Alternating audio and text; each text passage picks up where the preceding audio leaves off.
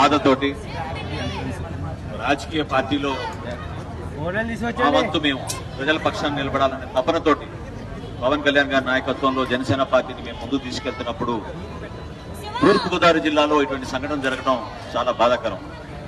వాస్తవంగా ఇందాక అంబేద్కర్ గారికి పాలాభిషేకం చేసేటప్పుడు సోదరి చెప్పిన మాటలు వింటుంటే మహిళల పైన జరిగిన దాడి చాలా చాలా హృదయాన్ని కలిగించిన విషయం. మీ ఆవేదన మీ బిడ్డ కోసం, మీ ఊరు కోసం, మీ ప్రాంతం కోసం నిజాయితీగా మీరు ప్రభుత్వం ఇచ్చిన మాటకి మీరు వ్యతిరేకిస్తున్నప్పుడు దాన్ని తప్పు పట్టడం అనేది చాలా తెలివి తక్కువ పని.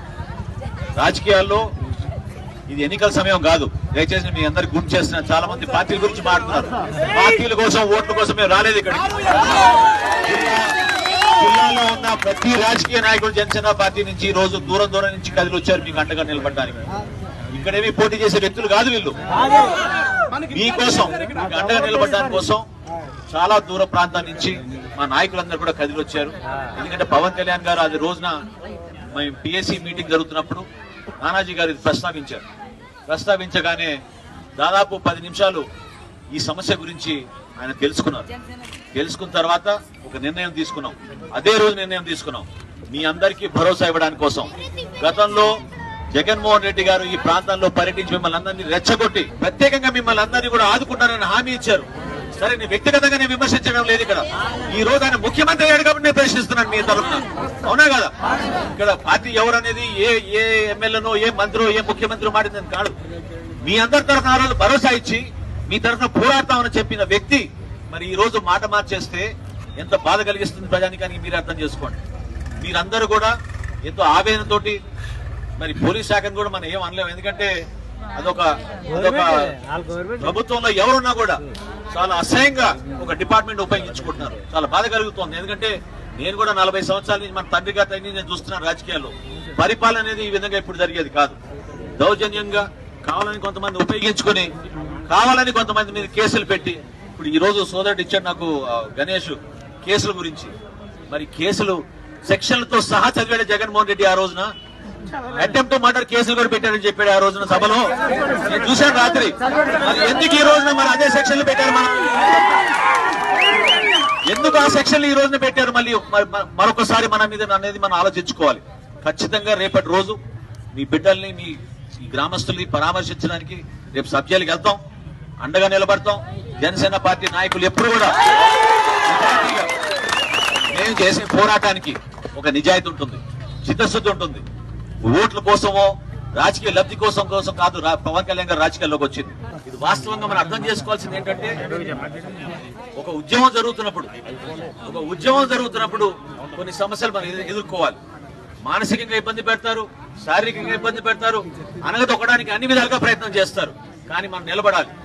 ఆ నిలబడడానికి ఆ బలం మేము తప్పకుండా మీకు ఇస్తామని మీ మహిళలందరూ కూడా నేను మాట్లాడుతున్నాను. రేపటి రోజున రేపు ఉదయమే మీ అందరం కలిసి నానాజీ గారు చేస్తున్న ఏర్పాట్లను నేను అభినందిస్తున్నాను. నానాజీ గారు పిలుపు మేరకు ఈ రోజు వచ్చాం అంత దూరం నుంచి. రేపు ఉదయం తప్పకుండా మీ అందరూ కూడా సబ్ జైలుకి వెళ్ళి మీ వాళ్ళందరినీ పరామర్శించి ఎస్పీ గారిని, ఇతర అధికారులను కలిసి త్వరగా మీ వాళ్ళందరినీ కూడా విడుదల చేసేట్టు మా వంతు మేము ప్రయత్నం చేస్తాం. ఈ సమస్య పరిష్కారం కోసమే వచ్చాం తప్ప ఏదో ఇక్కడ ఉపన్యాసం చెప్పి వెళ్ళడానికి మాత్రం మేము రాలేదు. తప్పకుండా ఒక పరిష్కారం కోసం ప్రభుత్వం ముందుకు రావాలి, 2 మెట్లు దిగి రావాలి, మీకు ఆ గౌరవం కల్పించాలి. మీ పోరాటానికి ఆదర్శవంతంగా అందరూ తీసుకోవాలి తప్ప ఇందాక సోదరుడు చెప్పినట్టు, సుధాకర్ నీ పేరు, సుధాకర్ చెప్పినట్టు ఇక్కడ పార్టీలు ఓట్ల కోసం కాదు. నిజాయితీగా మంచి మనసుతోటి మీకు అండగా నిలబడడానికి పవన్ కళ్యాణ్ గారు మమ్మల్ని పంపించారు. ఆ భరోసా కల్పించడానికి మేము వచ్చాం. ఓట్ల సందర్భం కాదు. మీరందరూ కూడా అర్థం చేసుకోవాల్సింది ఏంటంటే, సమాజంలో ఒక మనిషి పైన నమ్మకం ఉన్నప్పుడే ఆ మనిషిని మీరు ముఖ్యమంత్రిగా ఎన్నుకుంటారు. అది కోల్పోయినప్పుడు ముఖ్యమంత్రి స్థానంలో ఆయన కంటిన్యూ అవ్వాల్సిన అవసరం ఆయనకి లేదు. అది ఒక ప్రాంతానికి సంబంధించిన విషయం కాదు. శ్రీకాకుళంలో గుర్రాన్ని వదిలేరు, ఆ గుర్రం నడుచుకుంటూ పరిగెత్తుకుంటూ వస్తోంది. ఈ ఊర్లో మీరు అడ్డుకున్నారు, ఆ గుర్రాన్ని ఆపారు కాబట్టి ప్రభుత్వం నుంచి ఈ పెద్దలందరూ కూడా మీ మీద కక్ష కట్టి దౌర్జన్యం చేస్తున్నారు. ఉన్న మాట వాస్తవాలు మనం ఆడుకోవాలి. అవునా కదా? ఆ రోజు నిన్న రాత్రి 4 సార్లు చూశాను వీడియోలు. గతంలో అన్న మాటల గురించి నాకు చాలా బాధ కలిగించింది. ఆయన ఏం చెప్పుకున్నా కూడా ప్రజల్లో ఈ రోజు విశ్వాసం కోల్పోయిన వ్యక్తి. ఈ రోజు 151 సీట్లు కాదు, 174 సీట్లున్నా కూడా జనం నమ్మే పరిస్థితి లేదు ఈ రోజు ఆంధ్ర రాష్ట్రంలో. ఆ రోజు చంద్రబాబు నాయుడిని ముఖ్యమంత్రిగా ఉన్నప్పుడు ఆయన చెంప మీద చెల్లుమని కొట్టమని మిమ్మల్ని అందరినీ కూడా ఆ రోజు రెచ్చగొట్టాడు. మరి ఈ రోజు మనం ఏం చేయాలి? ముఖ్యమంత్రిని ఏం సమాధానం చెప్తారు ఈ ముఖ్యమంత్రి? మీరందరూ కూడా ప్రజాస్వామ్యంలో గతంలో జరిగిన పొరపాట్లని మీరు హైకోర్టుకి వెళ్లి స్టేటస్ కో తెచ్చుకుంటే ఆ స్టేటస్ కో గురించి పాఠశాలకి 10th ఎగ్జామ్ చదవడానికి విద్యార్థి అట్లా చదువుకుంటున్నాడో ప్రిపేర్ అయ్యి కాయిదాలు పెట్టుకుని మీ ముందు మాట చెప్పాడు ఆ రోజు జగన్మోహన్ రెడ్డి గారు. అవునా కదా? మీకు తెలియని విషయాలు ఆయన చెప్పాడు. కలుషితం గురించి చెప్పాడు, భవిష్యత్తు గురించి చెప్పాడు, ఇక్కడ ఆక్వా ఫార్మింగ్ గురించి చెప్పాడు, వైజాగ్ లో ఉన్న ఫార్మసిటీ జోన్ గురించి చెప్పారు. ఏమైనా అవన్నీ కూడా అధికారం లాగానే మర్చిపోతారా? ఎవరి ప్యాకేజ్ వర్తించింది ఈ రోజు? మీకు ఎంతమందికి న్యాయం జరిగింది దీని ద్వారా? ఎవరికి న్యాయం జరిగింది చెప్పండి.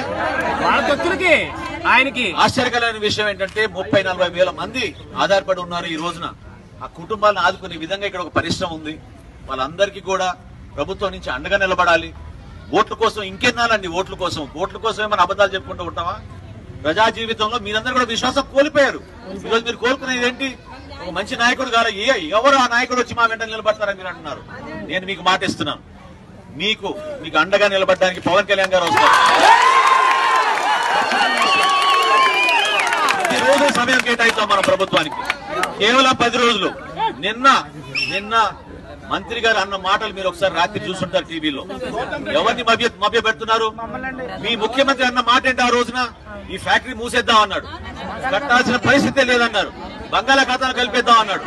మరి మంత్రి ఏంటంటే ఈ రోజు ఏం మాట్లాడుతున్నాడు? 70% మందికి ఉద్యోగాలు ఇవ్వండి, స్కిల్ డెవలప్మెంట్ చేస్తాం, సామరస్యంగా సెటిల్ చేయండి, కేసులు ఎత్తేమంటాడంటే కేసు పెట్టి మీరు ఆ యాజమాన్యం పైన దౌర్జన్యంగా ప్రవర్తించినందుకు మీరు కేసు పెట్టారు. యాజమాన్యం ఏంటి మిమ్మల్ని మీ మీద కేసు పెట్టి తీసేయడం ఏంటి? ఎవరు వాళ్ళు? వాళ్ళకి ఏం హక్కు ఉంది? ఏం అధికారం ఉంది? మీ భూముల్ని వాళ్ళు తీసుకుని మీకు న్యాయం చేయాల్సింది పోయి ఈ రోజు యాజమాన్యం వాళ్ళని మీ మీద కేసులు ఎత్తేమని ఒక మంత్రి కోరుతుంటే ప్రభుత్వం ఏమైపోతుంది? జవాబుదారం ఏది? ఎవరి కోసం నిలబడ్డారు? పేదవాళ్ళ కోసం నిలబడతామని మాట పదే ఇదే మాట చెప్తారే. ఏమైపోయింది? ఎంతో ఆవేదనతో చాలా మంది అనేక విషయాల గురించి ప్రస్తావించారు. ఈ రోజే నేను పవన్ కళ్యాణ్ గారికి ఇవన్నీ వివరించి 10 రోజుల సమయం ఇద్దాం ప్రభుత్వానికి. 10 రోజుల్లో ప్రభుత్వం స్పందించకపోతే ఈ ఫ్యాక్టరీ పర్మనెంట్ గా మూసైపోతే పవన్ కళ్యాణ్ గారే స్వయాన వచ్చి ఆయన ఆల్రెడీ ఆ మాట చెప్పమని నన్ను ఇక్కడ పంపించారు.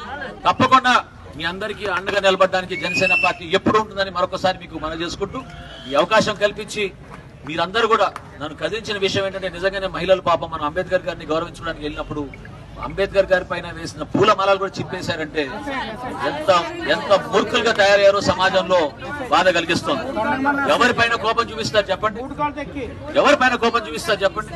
అధికారం ఉన్నంత మాత్రాన ఇష్టం వచ్చినట్టు ప్రవర్తిస్తే మాత్రం ఖచ్చితంగా మనం ప్రశ్నించడమే కాదు, మనం కూడా తిరగబడదాం, దానికి సిద్ధంగా ఉందాం అని చెప్పి మీకు మనం చేసుకుంటున్నాను. జాగ్రత్తగా ఉండండి. ఈ వారం రోజులు మనం అన్ని క్షుణ్ణంగా పరిశీలిద్దాం.